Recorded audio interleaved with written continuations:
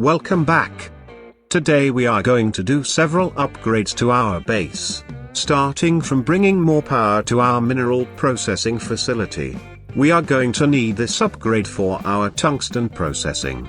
This is a multi-step processing chain for extracting tungsten, and each step requires about 1 amp of EV power.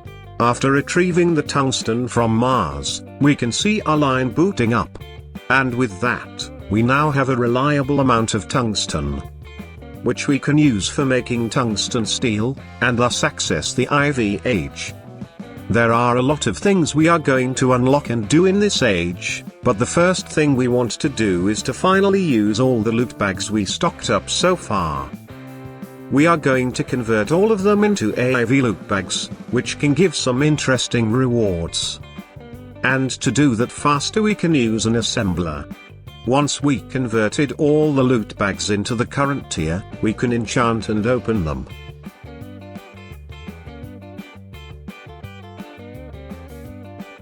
And we got some nice rewards, such as more tungsten steel. But what we lack is polyethylene, which is due to a lack of ethylene. And that is caused by a lack of hydrogen in the oil processing plant, since all the hydrogen is now being used by the tungsten processing line. The best solution is probably to get an industrial electrolyzer. That thing is way faster and efficient than normal ones. However, to make it we need some stellite. To make that, we need to either make an alloy blast smelter, which requires a lot of stuff, or we can upgrade our EBF2H SSG coils. The best solution is to make both the two things at once. But we ended up completing the coil upgrade faster, so we roll with that solution. And while we cook stellite in one EBF, the other is working on finishing the ABS. While we wait for those materials, we can work on one other fluid we are out of, chlorine. Chlorine can be obtained in many different ways, but the best one is probably by electrolyzing salt water. That will also give us some hydrogen and some sodium hydroxide. To get salt water there are different ways, but the most reliable one is pumping it on Mars. Yeah, it would be too easy to take it from oceans on Earth. And to move the water from Mars to our base we are going to use a transceiver. To craft that thing we have automated even Ender IO stuff with AE2. And we are getting the thorium by centrifuging Vintum, which can be found on Mars moons. If you are lucky you can drop those from loot bags, but it's not a big deal since we are going to need many more of those later on anyways. And now we can let AE2 slowly craft us a couple of those cool things. Once those are done, we can go to Mars, where we will be prospecting bedrock in search for a saltwater deposit. Once we locate a good spot, we deploy an oil drilling rig that will drill again back to the bedrock and then it will start pumping the salt water from that deposit. By the way, we are fueling this rig with cetane boosted diesel which we bring here using a transceiver.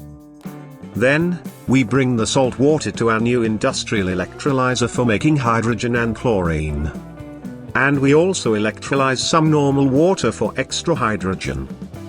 And use AE2 storage buses priorities to consume the products in the optimal way. Meanwhile, we have also completed our blast smelter. We no longer need it for the electrolyzer, but there are going to be many more cool machines we can build with its help. However, before adding machines we should worry about our power. Our EV battery buffer is working close to maximum capacity, so we shall upgrade it. And to make more power, we can start inserting uranium rods inside our nuclear reactors. Those have 5 times the energy output of thorium.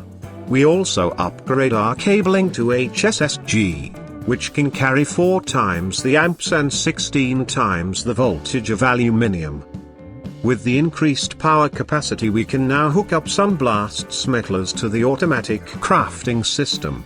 And some blast furnaces too. And what we are now working on is Inconel 690.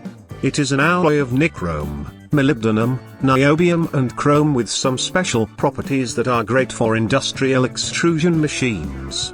Those are big multiblocks capable of managing many different shapes in different buses and work in parallel.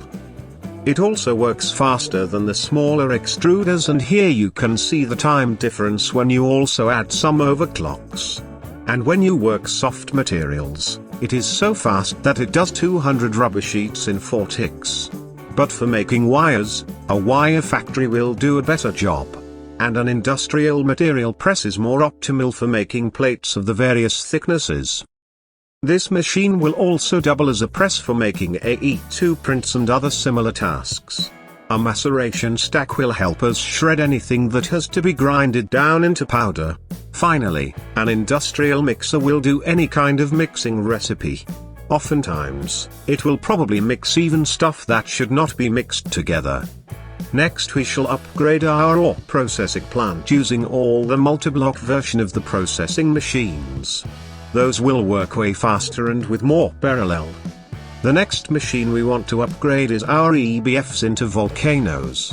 However, making this upgrade will require ZPM circuits. And the easiest to make requires an IV circuit assembler, which requires iridium. The other interesting machine is the 9-in-1 processing factory. This is the most versatile one, but it requires arcanite, which has to be smelted at IV power, but the blast smelter can't be overvolted. And making an IV energy hatch will require iridium. Now, since the vacuum freezer and the EBF can be overvolted, one could try to make arcanite using those machines. However, that would require an HSSS coil upgrade to the ABF, which, once again, contains iridium. And not even the IV bonus temperature on HSSG coils will work. So I guess it is almost time to get iridium. Do you wonder why it is such an issue?